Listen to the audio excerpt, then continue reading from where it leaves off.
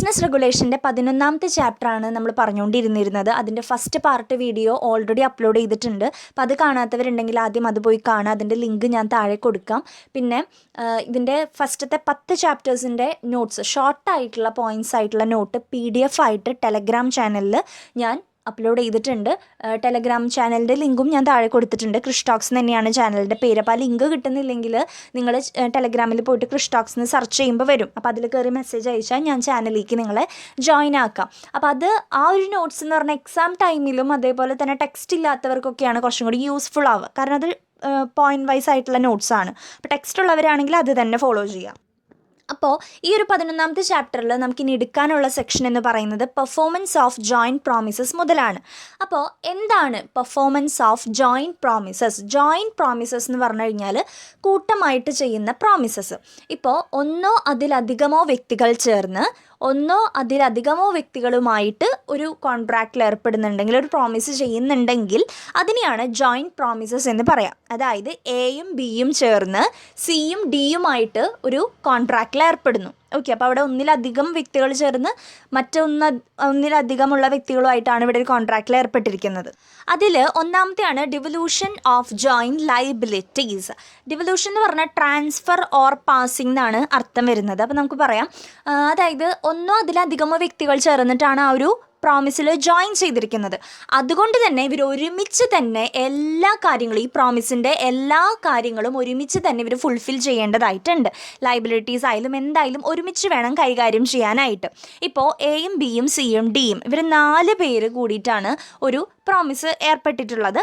അപ്പോൾ അതിൽ എയും ബിയും സിയും ഡിക്ക് 15,000 രൂപ കൊടുക്കാമെന്ന് ഒരു പ്രോമിസ് ചെയ്യുകയാണ്. ഇവർ 3 പേരും ചേർന്നിട്ടാണ് ഡിക്ക് 15,000 രൂപ കൊടുക്കാമെന്ന് ഏറ്റിരിക്കുന്നത്. അതിൻ്റെ ഇടയിൽ ബി മരണപ്പെട്ട് കഴിഞ്ഞാൽ പിന്നെ ആ ഒരു കോൺട്രാക്റ്റ് അവിടെ ഇല്ലാതാവുന്നില്ല. അല്ലെങ്കിൽ എയും സിയും ചേർന്നിട്ടല്ല ആ പൈസ കൊടുക്കാനായിട്ട് പോകുന്നത്. ആരും കൂടി ഉൾപ്പെടുത്തണം, ഈ മരിച്ച ബിയുടെ ലീഗൽ റെപ്രസെൻറ്റേറ്റീവിനെയും കൂടെ കൂട്ടിയിട്ട് വേണം ഇവർ ആ പൈസ കൊടുത്ത് തീർക്കാൻ. അപ്പോൾ എയും ബിയുടെ ലീഗൽ റെപ്രസെൻറ്റേറ്റീവും പിന്നെ സിയും ഇവർ 3 പേരും ചേർന്നിട്ട് വേണം ആ 15,000 രൂപ ഡിക്ക് പാസ് ചെയ്യാൻ. അപ്പോൾ മരണപ്പെട്ട് കഴിഞ്ഞാൽ അതോടുകൂടി ആളുടെ ലയബിലിറ്റി അവിടെ ഇല്ലാതാവുന്നില്ല എന്നാണ് പറയുന്നത്. അത് ആർക്ക് പാസ് ചെയ്യുന്നു, ആർക്ക് ട്രാൻസ്ഫർ ചെയ്യുന്നു? ഈ മരണപ്പെട്ട ആളുടെ ലീഗൽ റെപ്രസെൻറ്റേറ്റീവിന് പാസ് ചെയ്യുന്നു എന്നാണ് പറയുന്നത്. ഓക്കെ, അപ്പോൾ അതാണ് ഒന്നാമത്തെ കേസ്. രണ്ടാമത്തെ case, any one of the joint promises may be compelled to perform. അതായത് ഇപ്പോൾ എയും ബിയും സിയും ചേർന്ന് ഡിക്ക് 15,000 രൂപ കൊടുക്കാനുണ്ട്. അപ്പോൾ അതിൽ ഡി പറയാണ്, എനിക്ക് നിങ്ങൾ 3 പേരും ചേർന്ന് തരണ്ട, സി മാത്രം എനിക്ക് പൈസ തന്നാൽ മതി എന്ന് പറയാണ്. ഓക്കെ, അപ്പോൾ സി മാത്രമാണ് ഈ 15,000 രൂപ കൊടുക്കാനായിട്ട് പോകുന്നത്. അപ്പോൾ അദ്ദേഹം ഇത് കൊടുത്തു കഴിഞ്ഞാൽ, സി മാത്രം നമ്മുടെ ഡിക്ക് പൈസ കൊടുത്തു കഴിഞ്ഞാൽ എയുടെയും ബിയുടെയും അവിടെ കടമ ഇല്ലാതാവുന്നില്ല. അവരെന്ത് ചെയ്യണം? എയും ബിയും അവർക്ക് കൊടുക്കാനായിട്ടുള്ള ആ ഒരു പൈസ സിക്ക് കൊടുത്ത് തീർക്കണം. അതായത് സി അല്ലേ ഇപ്പോൾ മൊത്തം എമൗണ്ട് ഡിക്ക് കൊടുത്തേ, അപ്പോൾ സിക്ക് തൻ്റെ പൈസകൾ കൊടുത്ത് തീർക്കണം എന്നാണ് പറയുന്നത്. ഇപ്പോൾ 15,000 ആവുമ്പോൾ 5, 5, 5 അങ്ങനെ ഇരിക്കും ഡിവൈഡ് ചെയ്ത് പൈസ കൊടുക്കേണ്ടിയിരുന്നത്. അപ്പോൾ എയുടെ 5 ഭാഗവും അതുപോലെ തന്നെ ബിയുടെ 5ഉം അങ്ങനെ ചേർത്ത് നമ്മുടെ സിക്ക് കൊടുത്ത് തീർക്കണം. ഓക്കെ, ഇനി നെക്സ്റ്റ് ഇതിൽ പറയുന്നത് release of A joint promisor and it's effect. അതായത് ഇതേപോലെ തന്നെ ഇപ്പോൾ എയും ബിയും സിയും ചേർന്ന് ഡിക്ക് പൈസ കൊടുക്കാനുണ്ട്. അപ്പോൾ ഡി പറയാണ്, സി എനിക്ക് പൈസ തരണ്ട, നിങ്ങൾ 2 പേര് കൂടിയിട്ട് എനിക്ക് പൈസ തന്നാൽ മതി എന്ന് പറയാണ്. അങ്ങനെ പറഞ്ഞു കഴിഞ്ഞാൽ നേരത്തെ പോലെ തന്നെ സി ഇവർക്ക് 2 പേർക്ക് പൈസ കൊടുത്ത് തീർക്കണം. ഓക്കെ, എക്കും ബിക്കും പൈസ കൊടുത്ത് തീർക്കണം. ഇനി നെക്സ്റ്റ് പറയുന്നത് ഡിവല്യൂഷൻ ഓഫ് ജോയിൻറ്റ് റൈറ്റ്സ് ആണ്. അതായത് എ എന്ന് പറയുന്ന വ്യക്തി ബിയുടെയും സിയുടെയും കയ്യിൽ നിന്ന് ഒരു 30,000 രൂപ കടം മേടിച്ചിട്ടുണ്ടായിരുന്നു. അപ്പോൾ 30,000 രൂപ ഇവരുടെ നിന്ന് 2 പേരിൽ നിന്ന് കടം മേടിക്കുമ്പോൾ എ പറഞ്ഞിട്ടുണ്ടായിരുന്നു, ഞാനിത് പലിശ സഹിതം നിങ്ങൾക്ക് തിരിച്ചു തരാം, ബിക്കും സിക്കും തിരിച്ചു തരാം എന്ന് പറഞ്ഞിട്ടുണ്ടായിരുന്നു. പക്ഷെ അപ്പോഴേക്കും ബി മരണപ്പെട്ടു. അപ്പോൾ ആ മൊത്തം പൈസ ഇനി സിക്കാണോ കൊടുക്കേണ്ടത്, അല്ലെങ്കിൽ ഇനി ആ പൈസ കൊടുക്കണ്ട എന്നാണോ? അല്ല, ബിയുടെ ലീഗൽ റെപ്രസെൻറ്റേറ്റീവിനെ വെച്ചുകൊണ്ട് അവർക്ക് ആ ഒരു പൈസ കൊടുത്ത് തീർക്കണം. അപ്പം ബിയുടെ ലീഗൽ റെപ്രസെൻറ്റേറ്റീവ് പിന്നെ സി ഇവർക്ക് 2 പേർക്കും കൂടിയിട്ട് വേണം ആ ഒരു പൈസ കൊടുത്ത് തീർക്കാൻ വേണ്ടിയിട്ട്. അപ്പോൾ ആ ഒരു റൈറ്റ് അല്ലെ, ആ ഒരു കിട്ടേണ്ട റൈറ്റ് ലീഗൽ റെപ്രസെൻറ്റേറ്റീവിൻ്റെ കയ്യിലേക്ക് പാസ് ചെയ്യാണ് ഇവിടെ ചെയ്യുന്നത്. അപ്പോൾ ഇത്രയാണ് പെർഫോമൻസ് ഓഫ് ജോയിൻറ്റ് പ്രോമിസസിൻ്റെ കുറച്ച് റൂൾസ് ആയിട്ട് വരുന്നത്. നെക്സ്റ്റ് സെക്ഷനാണ് റെസിപ്രോക്കൽ പ്രോമിസസ്. ഇമ്പോർട്ടൻ്റ് ആയിട്ടുള്ള ഒരു സെക്ഷനാണ് റെസിപ്രോക്കൽ പ്രോമിസസ്. അതായത് it is an exchange of promises. അവിടെ ഒരേ സമയത്ത് രണ്ടുപേരും അങ്ങോട്ടും ഇങ്ങോട്ടും പ്രോമിസ് കൈമാറുന്നുണ്ട്. ഇപ്പം ഞാൻ പറയാണ് 2 ലക്ഷം രൂപ തന്നാൽ ഞാൻ എൻ്റെ വണ്ടി നിങ്ങൾക്ക് തരാം എന്ന് പറയാണ്. അപ്പോൾ ആളത് സമ്മതിക്കുകയും ചെയ്തു. 2 ലക്ഷം രൂപ തരാം എന്ന് ആൾ സമ്മതിച്ചു, വണ്ടി തരാമെന്ന് ഞാനും സമ്മതിച്ചു. അല്ല, അപ്പോൾ അവിടെ 2 പേരും അങ്ങോട്ടും ഇങ്ങോട്ടും പ്രോമിസ് എക്സ്ചേഞ്ച് ചെയ്തിട്ടുണ്ട്. അപ്പോൾ അത്തരം പ്രോമിസിനെയാണ് നമ്മൾ റെസിപ്രോക്കൽ പ്രോമിസസ് എന്ന് പറയുന്നത്. ഓക്കെ, ഇനി അവിടെ ടൈപ്സ് ഓഫ് RP പറയുന്നുണ്ട്. RP means reciprocal promises. അപ്പോൾ ടൈപ്സ് പറയുന്നുണ്ട്. ഒന്നാമത്തത് മ്യൂച്വൽ ആൻഡ് ഇൻഡിപെൻഡൻറ്റ്. അതായത് അതിനൊരു എക്സാമ്പിൾ പറയാം. ഇപ്പം ഞാൻ നിങ്ങളുടെ അടുത്ത് പറയാണ്, നീ എന്ന് 50,000 രൂപ കൊണ്ടു തരുന്നോ അന്ന് ഞാൻ എൻ്റെ സ്കൂട്ടർ നിനക്ക് തരാം. അപ്പോൾ നെക്സ്റ്റ് സൺഡേ എന്നൊക്കെയാണ് അവർ പറയുന്നത്. അപ്പോൾ നെക്സ്റ്റ് സൺഡേക്കുള്ളിൽ 50,000 രൂപ നീ കൊണ്ടു തരികയാണെങ്കിൽ ഞാൻ എൻ്റെ സ്കൂട്ടർ നിനക്ക് തരാം എന്ന് പറയുകയാണ്. അപ്പോൾ ആൾ സമ്മതിക്കുകയും ചെയ്തു 50,000 രൂപ തരാമെന്ന്. 2 പേരും അങ്ങോട്ടും ഇങ്ങോട്ടും പ്രോമിസസ് കൈമാറി. ഓക്കെ, പക്ഷേ ഇവിടെ ഇൻഡിപെൻഡൻ്റ് ആണ്. അതായത് എന്ന് വേണമെങ്കിലും 50,000 രൂപ കൊണ്ടു തന്നാൽ ഞാൻ എന്ന് വേണമെങ്കിലും ആൾക്ക് സ്കൂട്ടർ കൊടുക്കാനായിട്ട് തയ്യാറാണ്. അല്ലാതെ ഫിക്സഡ് ആയിട്ടുള്ളൊരു ടൈം പീരീഡ് അങ്ങനെയൊന്നും പറയുന്നില്ല, അല്ലേ? അപ്പോൾ അവിടെ ഇൻഡിപെൻഡൻ്റ് ആണ്. അവർക്ക് ആൾക്ക് എന്ന് വേണമെങ്കിലും 50,000 രൂപ കൊണ്ടു കൊടുത്താൽ ആൾ വണ്ടി തരുന്നതായിരിക്കും. ഓക്കെ, അപ്പോൾ അതാണ് മ്യൂച്വൽ ആൻഡ് ഇൻഡിപെൻഡൻ്റ് എന്ന് പറയുന്നത്. രണ്ടാമത്തത് മ്യൂച്വൽ ആൻഡ് ഡിപ്പെൻഡൻ്റ് ആണ്.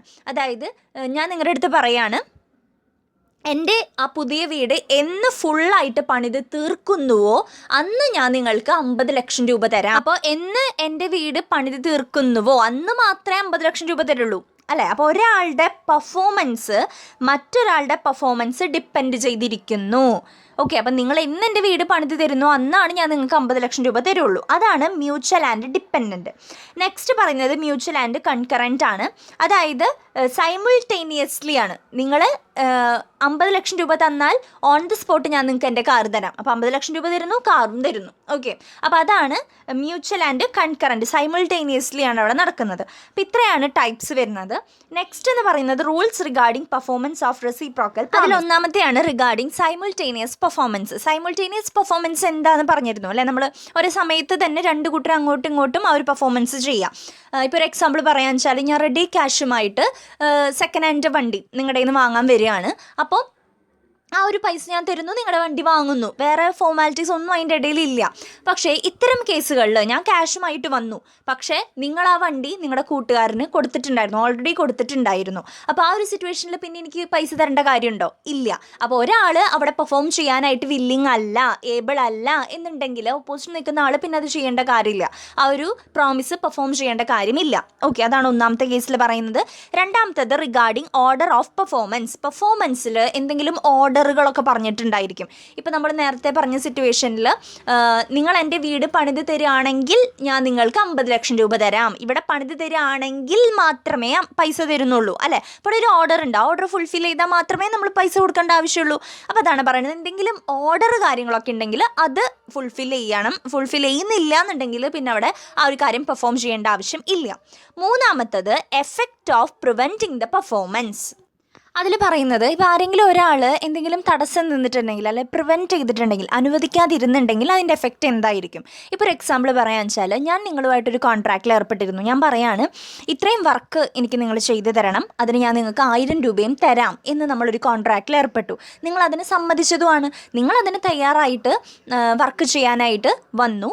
അപ്പോൾ ഞാൻ പറയാണ്, ഇല്ല, ഞാൻ നിനക്ക് പകരം വേറൊരാളെ അപ്പോയിൻറ്റ് ചെയ്തിരിക്കുന്നു, നിങ്ങളായിട്ട് എനിക്കിനി വർക്ക് ചെയ്യാനായിട്ട് താല്പര്യമില്ല എന്ന് ഞാൻ പറയാണ്. ഓക്കെ, അപ്പോൾ നിങ്ങൾക്ക് അത് ആ ഒരു contract on the spot voidable ആവാണ് ചെയ്യുന്നത്. അപ്പം നിങ്ങൾക്ക് ഒന്നില്ലെങ്കിൽ അത് എഗ്രി ചെയ്ത് കണ്ടിന്യൂ ചെയ്ത് ആ ഒരു കോൺട്രാക്റ്റ് വാലിഡ് ആക്കി പോവാം, അല്ലെങ്കിൽ നിങ്ങൾക്ക് എന്തെങ്കിലും അതിൽ നാശനഷ്ടങ്ങൾ സംഭവിച്ചു എന്നുണ്ടെങ്കിൽ നിങ്ങൾക്ക് എൻ്റെ അടുത്ത് നിന്ന് അത് സ്യൂ ചെയ്യാവുന്നതുമാണ്. അപ്പോൾ അതാണ് അതിൽ പറയുന്നത്.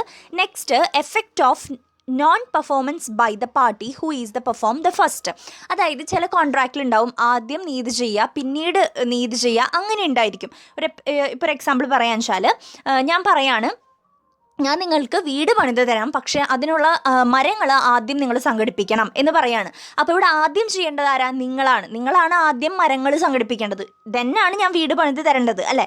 അപ്പോൾ നിങ്ങൾ മരങ്ങൾ സംഘടിപ്പിച്ചില്ല, പിന്നെ എനിക്ക് വീട് പണിത് തരേണ്ട ആവശ്യമുണ്ടോ?